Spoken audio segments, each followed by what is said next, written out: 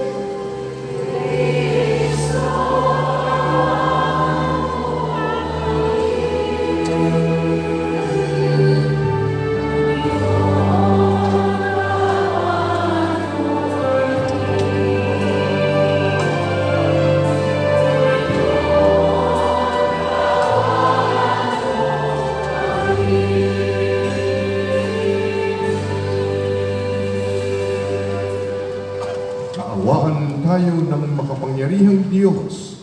Patawarin tayo sa ating mga kasalanan at patnubayan tayo sa buhay na walang hanggan. Amen. Papuri sa Diyos sa kaitasan.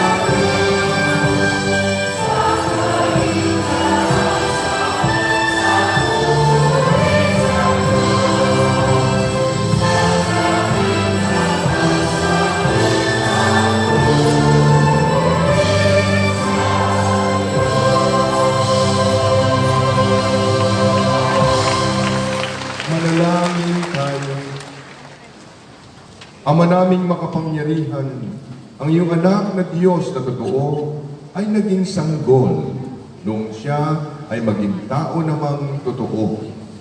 Maging amin nawang panata ang pagsunod sa kanyang kapakumbabaan sa pagdiriwang namin sa kanyang pakikiisa sa mga nasa abang katayuan upang kami mapabilang sa iyong pinag-aarian sa pamamagitan niya kasama ng Espiritu Santo magpasawalang hanggan. Amen. Ang pagpapahayag ng salita ng Diyos.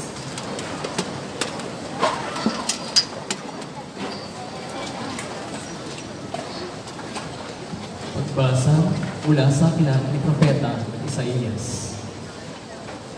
Nakatanaw sa isang malaking liwanag ang bayang malaon ng nasa katiliman.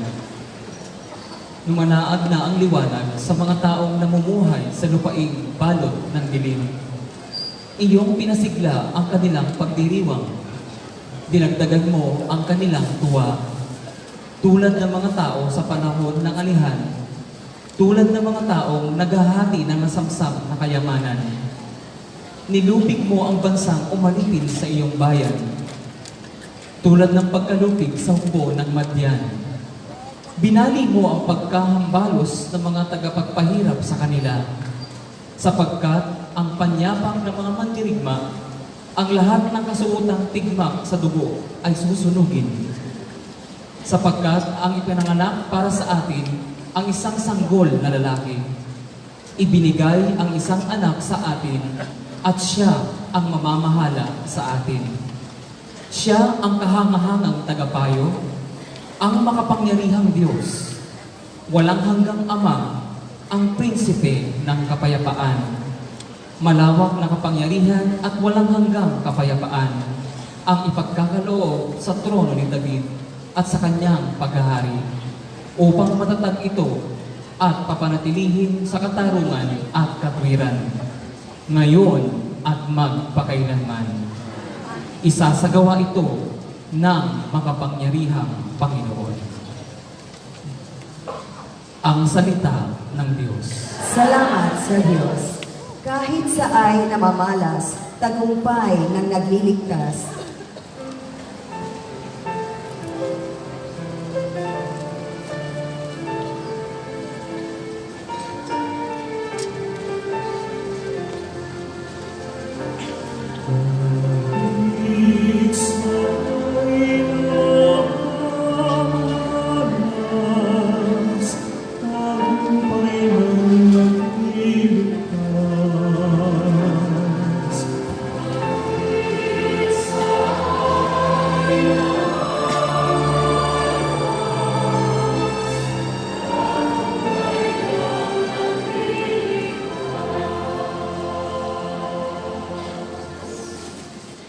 Mawit ng bagong awit at poon ay ialay, pagkat yaong ginawa niya ay kahangahangang tunay.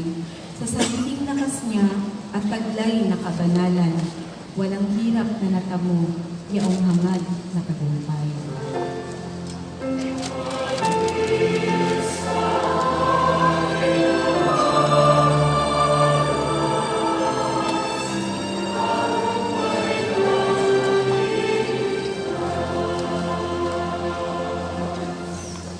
Ang tagumpay niyang ito'y siya na rin ang naghayag. Sa harap ng mga bansay, nahayag ang pagliligtas. Ang pangako sa Israel, lubos niyang tinutupad.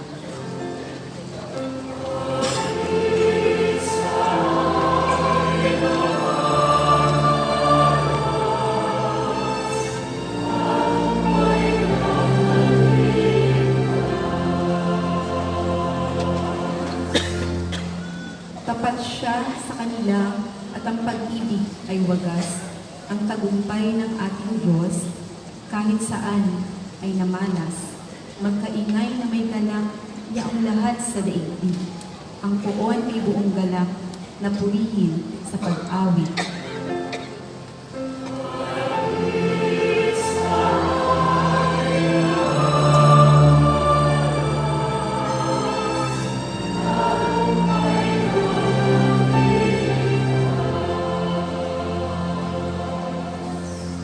Isalin ng mga lira, iparinig yaong tugtog, at ang poon ay purihin ng tugtuging maalindog. Tugtugin din ang trumpeta, nakasalyo ang tambuli, magkaingay sa harapan ng poon na ating hari.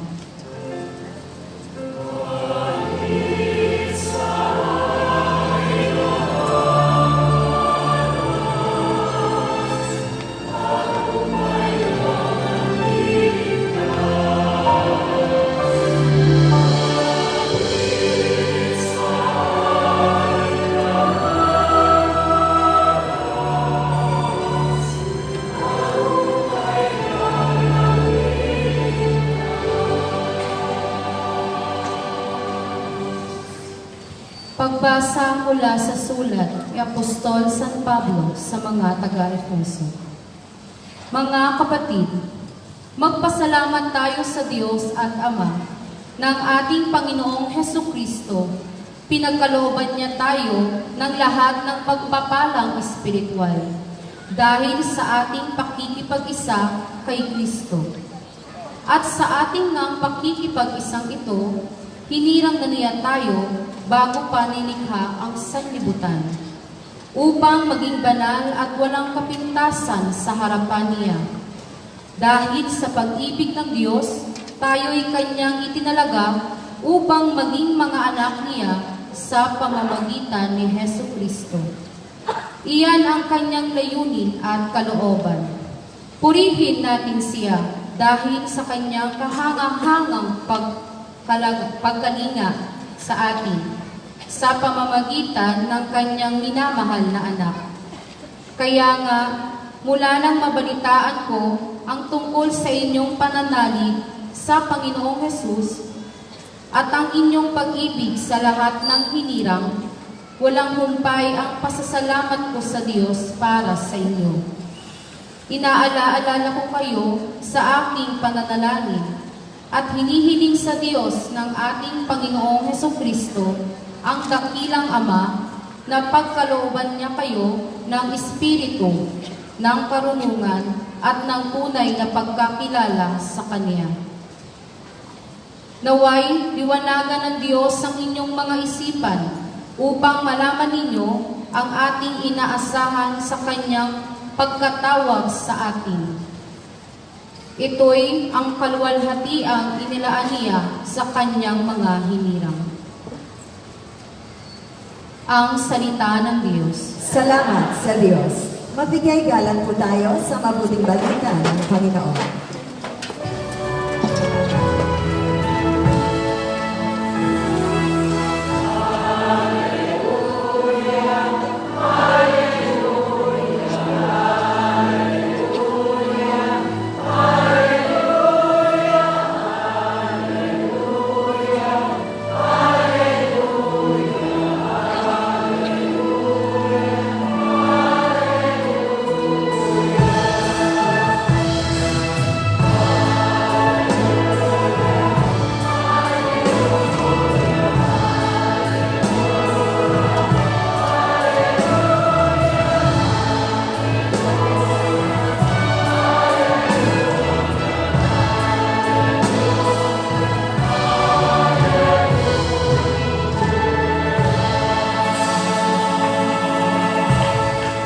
Naging tao ang salita upang tanang maniwala ay Kanyang gawing dakila.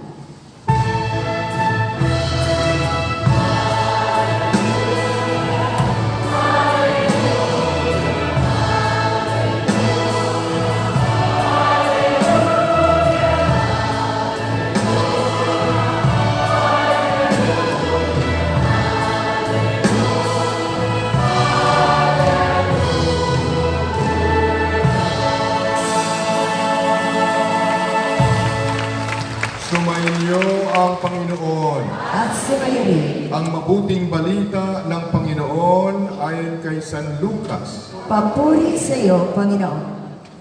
Taon-taon tuwing pista ng Paskwa, ang mga magulang ni Jesus ay pumupunta sa Jerusalem.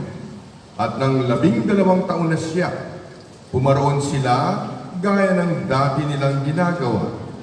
Pagkatapos ng pista, sila'y umuwi na. Nagpaiwan si Jesus sa Jerusalem, ngunit hindi ito napansin ng kanyang mga magulang.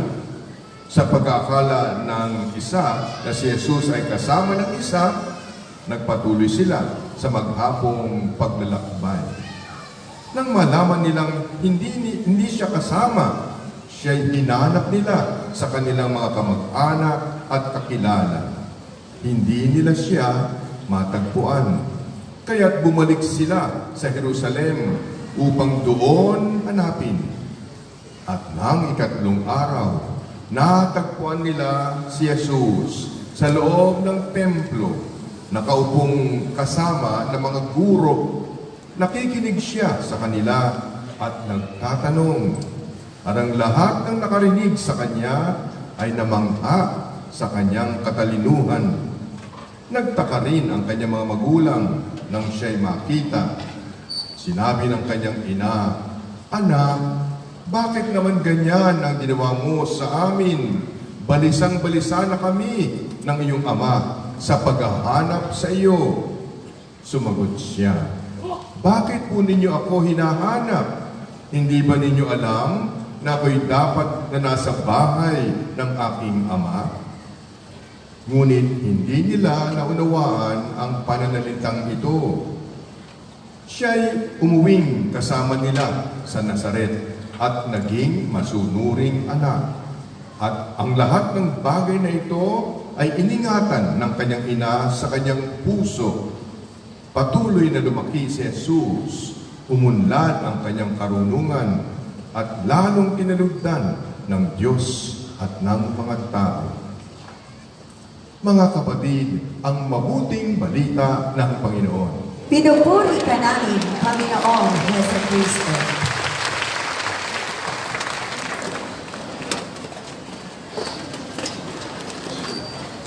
Magandang hapon po sa inyong lahat. Magandang hapon sa ating pinuno o mga kapatid na namumuno sa atin, si Brother Mike Velarte at ang kanyang may bahay, Sister Belen, at ang ating mga pilipiling mga panauhin, mga kapatid kay Kristo, kay El Shaddai. Muna sa lahat, nais ko kayong batiin ng Happy New Year kasi wala ako nung unang linggo. Nagpalitan po kami ni Bishop Ted. Dapat ngayon mo si Bishop Ted. Hindi mo nagbago ang kanya-kanya, kundi ako po si Bishop Ted. Nagpalit lang po kami. Ano po? Kaya ngayon po ay ating pinagdiriwang dapat sa ordinaryong panahon, ito ang ikalawang linggo ng pangkaraniwang panahon sa buong simbahan, sa buong mundo. Pero, ang medyo unique tayo sa Pilipinas, ipinagdiriwang po natin ngayon ang kapistahan ng banal na sanggol, ang Santo Niño. No?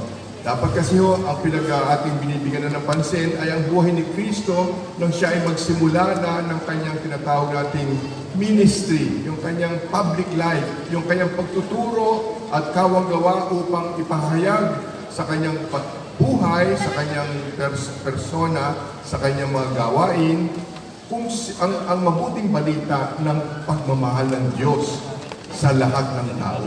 No?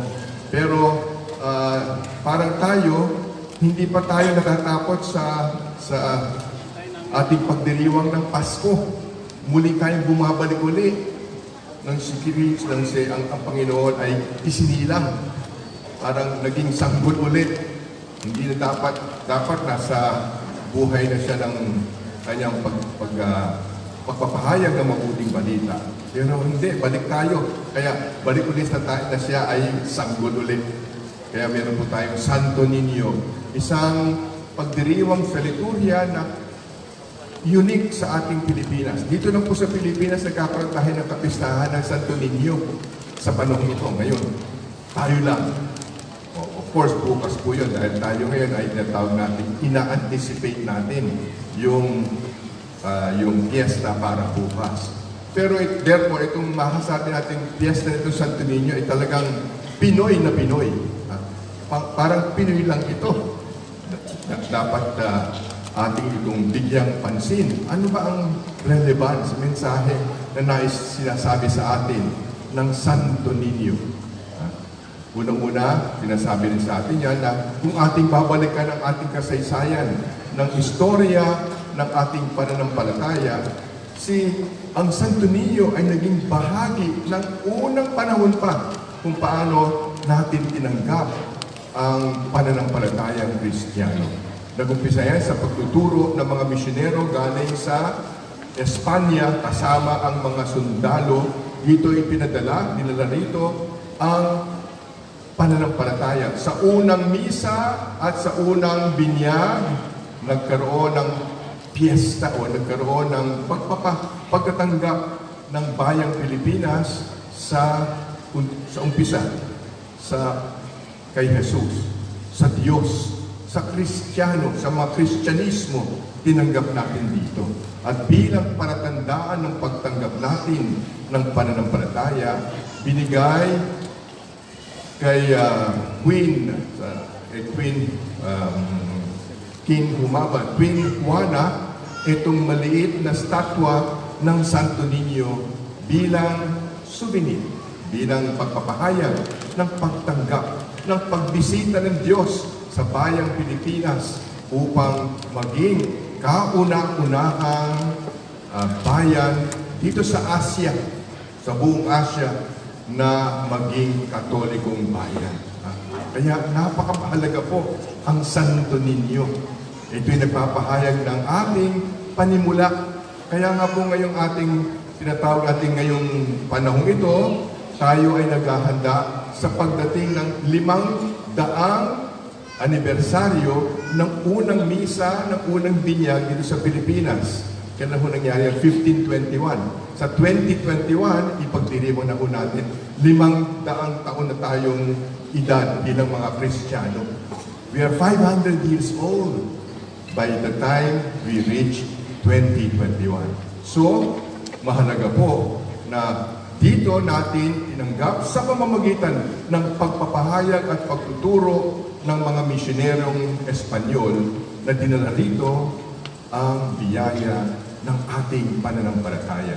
So, pinapahayag rito, nag-umpisa na ang tinatawag nating evangelization, pagpapahayag ng mabuting balita. Tinanggap na natin, ang tagal na, almost 500 years ago.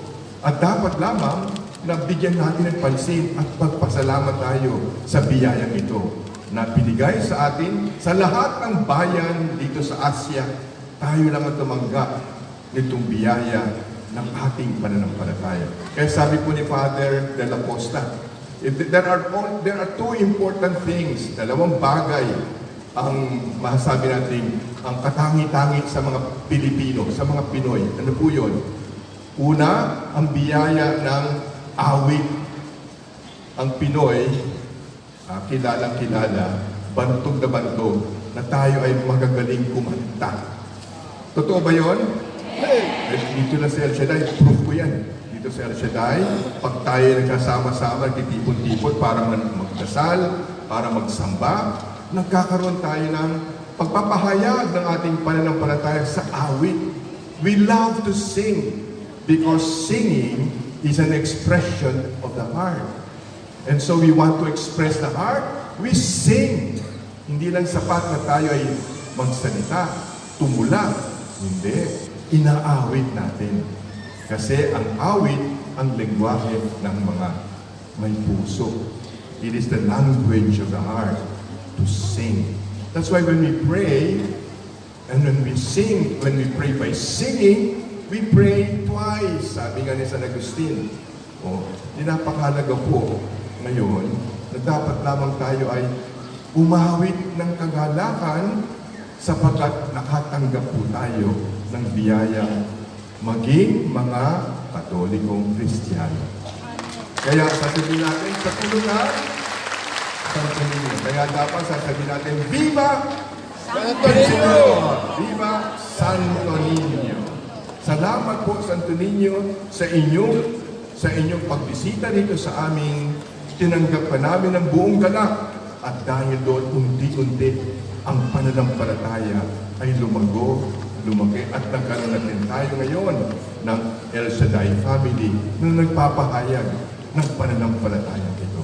Kaya napakaganda. So una, ang reason bakit tayo nagdiriwang ngayon ay sapagat sa ating kasaysayan, naging bahagi na sa panimula ang Santo Niño na sagisag ng pagpapahayag ng Diyos ng kanyang pagmamahal sa atin bilang isang bansa. So yun. Pero hindi lang po yun. Hindi lang po yun. Ang maganda rin ay, alam nyo, bakit tayo, di ba kayo tataka, ang mga Pilipino, sa lahat ng mga Katoliko, madali tayo ma-attract sa mga bata. Why are we so attracted to the children, to the young? O, tandaan nyo, today, itong taon na ito, tinatagulan din natin itong Year of the Youth. Taon ng mga kabataan. Parang sinasabi muli, no? Sa ating, dito sa bayang Pilipinas, kung ating titignan, ang mga kabataan ngayon, ay napakarami. Ang ating populasyon, sabi na nila, ay more than 65% ng populasyon ng Pilipinas ay kabataan, bata pa. So sa mga tweet, kaya tayo malapit kay Jesus sa Santo Niño, sapagkat ang ating tayo rin ay mga bata pa. Hindi po isip bata, kundi bata sa edad. Ang dami po natin. Nagpapahayag sa atin, malapit ang Diyos na may pusong kabataan. Pusong malapit sa kabataan. So, isa pang dahilan kung bakit ang ating piyesta ngayon, nagkagalang tayo sa Santo Niño, malapit sa atin. Pangatlo, tinuturo sa atin na ang Santo Niño ay mismong nagpakita palatandaan ng Diyos na malapit sa atin, nakikiisa sa atin. Muling inuulit ang leksyon na ating pinanggap noon sa banal na Pasko nang sinilang si Jesus bilang isang sanggol. Pinapahayag sa atin, sino yung isinilang? Hindi ho tao na naging Diyos, hindi po, kundi ang Diyos na naging tao. Bakit? Para ipahayag. Isa lang gusto ng Diyos, I want to be near you. I want to be close to you. I want to feel what your heart feels. I want to see what you see. I want to hear. I want to touch what you love and what you know. Napakaganda. Ito po ang isang Diyos na nakikiisa sa atin. Kaya nga po, dito po pag tayo nagmimisa, muling pinapahayag kung gaano tayo kalapit ng Diyos. Bakit? Sapagat dito, siya ay nakikipagsalita tayo sa Kanya. Nagsasalita siya sa atin ng Kanyang mensahe. Nakikinig tayo sa salita ng Diyos. Dito sa misang ito, napakalapit tayo sa Diyos. Bakit muli? Nagpapakita siya ng palatandaan. Narito siya. Narito siya upang ipahayag. Handa siya maglingkod, mag-alay ng kanyang sarili para sa ating kapakanan. Handa niyang balikatin, kung ano man ang hirap natin, handa niya, ibigay mo sa akin yan. Ako na magpasa balikat upang sa gano'y manalig ka na ang Diyos at ikaw hindi nagkakalayo. Nagkakaisa yan. Iisa ang puso, iisa ang inaasam sa buhay. Magkaisa. Magkaisa. Kaya po pangalan ng Diyos, ang Diyos na sumasa atin. God with us. Emmanuel. So, napaganda kaya ito ang dahilan. Bata tayo, bata rin ang Diyos sa palatandaan ng Santo Niño. At pagkatapos, itinuturo din sa atin, at kung ito ang dahilan kung bakit tayo dapat magalak, ito rin isang hamon sa atin. Ano bang gagawin natin kung ang Diyos ay ganyan? Kung itong tayo ay nakatanggap ng biyaya ng pananampalataya. Ang sabi ng Diyos, kung ano ang tinanggap ninyo, dapat din kayo ay magpahayag. Ibahagi ninyo ang tinanggap ninyo. Evangelize, proclaim to others what you have seen, what you have heard. Proclaim! Kaya po tayo mga El Shaddai, tayo mga piniyayaan ng Diyos na maging kapamilya niya, hindi sapat sa atin na tayo magdarasal dito, kundi yung ating tinanggap dito, dapat din maging palatandaan tayo, maging tayo ang kasangkapan niya para patuloy sa ating pagkatao, sa ating salita, sa ating paglilingkod, sa ating pagkasakripisyo, madama ng tao, hindi palayo ang Diyos sa kanilang buhay. Yun po ang ibig sabihin ng bakit po tayo araw-araw na sa ating gawain?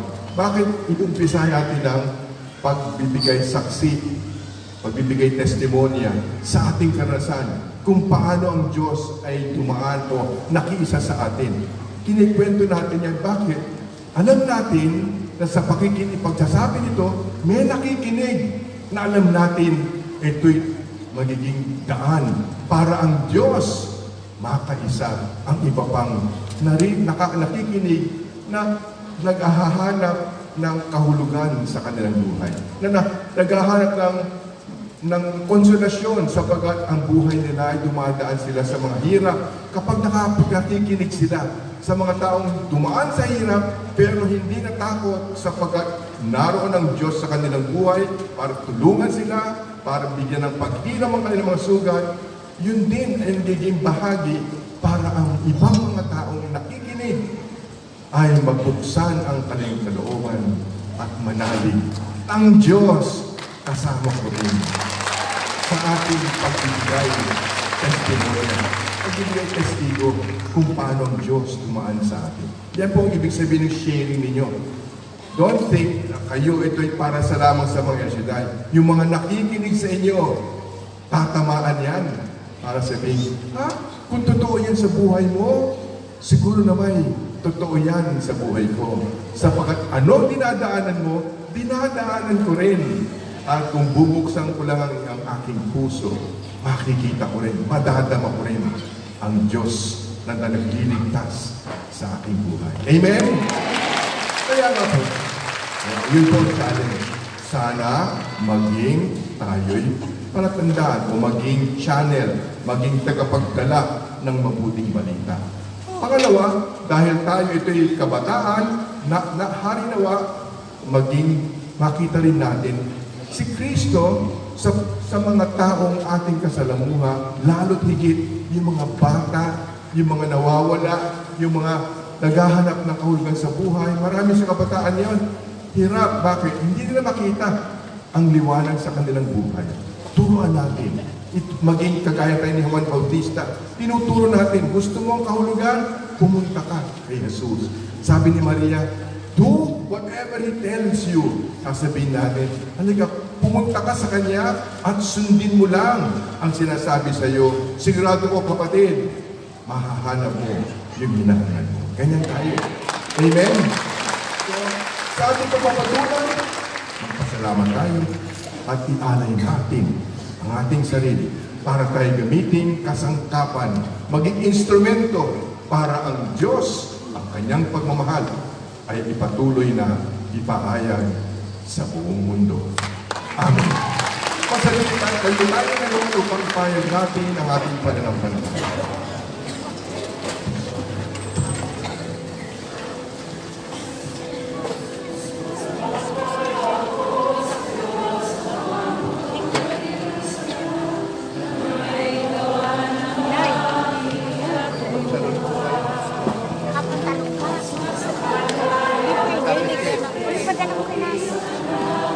Tapos kayo, Okay.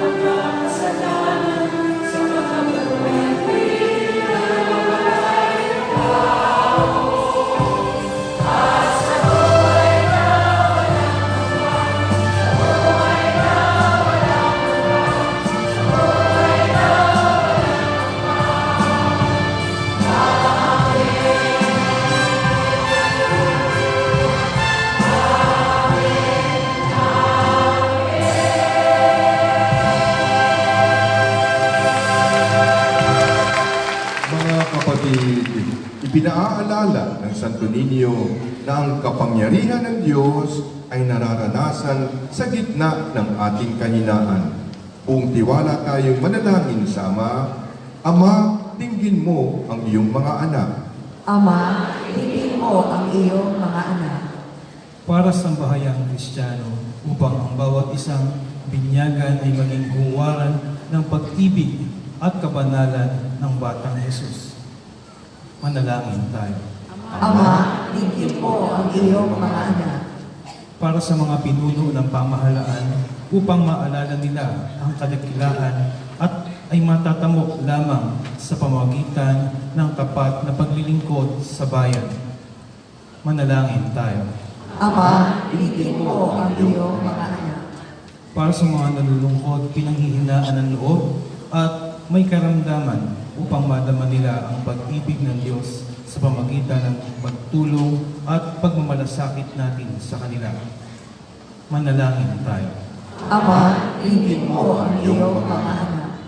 Para sa kabataan upang sila'y manatiling bata sa kanilang puso, matulungin, masayahin at totoo sa kapwa. Manalangin tayo. Ama, tingin mo ang iyong mga anak. Ama, pakinggan niyo po kami at bigyan ng lakas ng loob upang masunod namin ang iyong kalooban alang-alang kay Kristong aming Panginoon. Amen.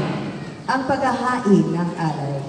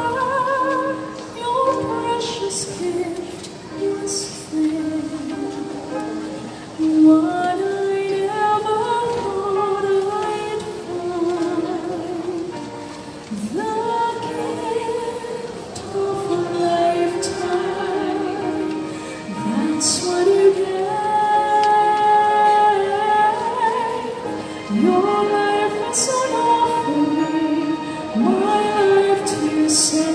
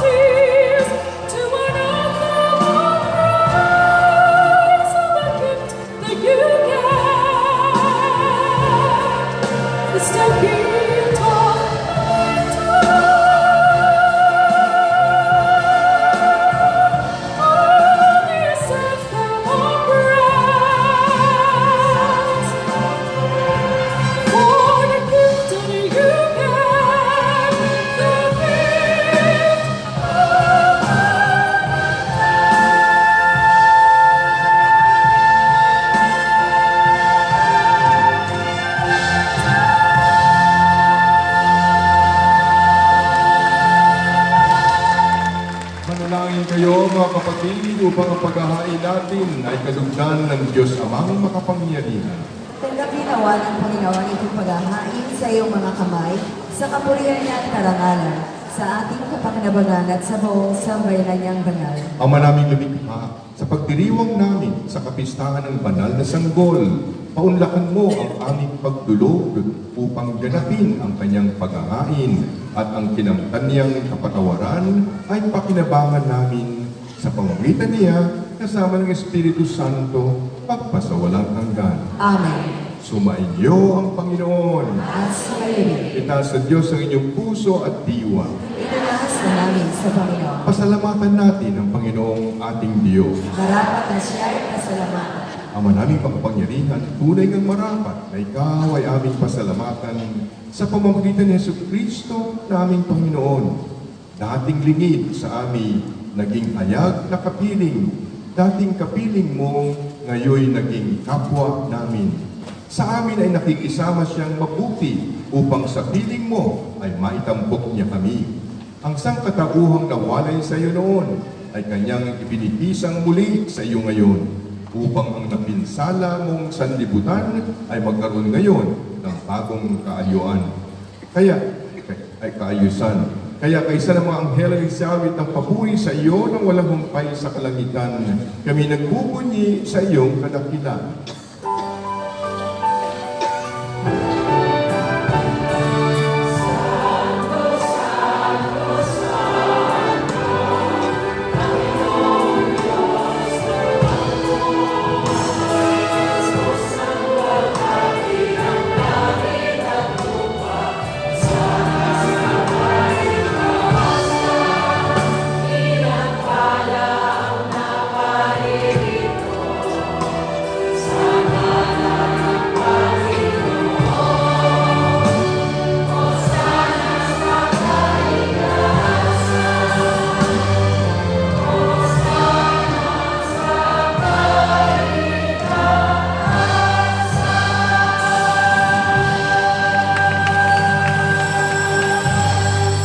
Ama naming banal, ikaw ang bukal ng tanang kabanalan. Kaya't sa pamamagitan ng Espiritu, gawin mong banal na mga kaloob na ito upang para sa amin maging katawan at dugo ng aming Panginoong Heso Kristo. Bago niya pinagtiis ang pusang loob na maging handog, hinawakan niya ang tinapay. Pinasalamatan kaniya. Pinaghati-hati niya iyon. Iniabot sa kanyang mga lagad at sinabi, tanggapin ninyong lahat ito at kanin. Ito ang aking katawan na ihahandog para sa inyo.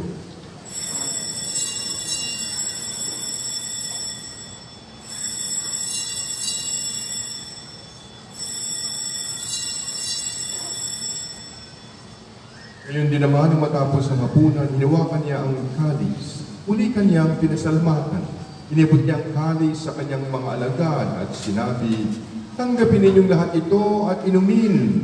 Ito ang kalis ng aking dugo, ng bago at walang hanggang tipan.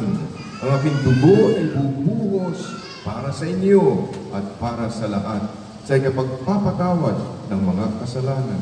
Gawin ninyo ito sa pag-alala sa akin.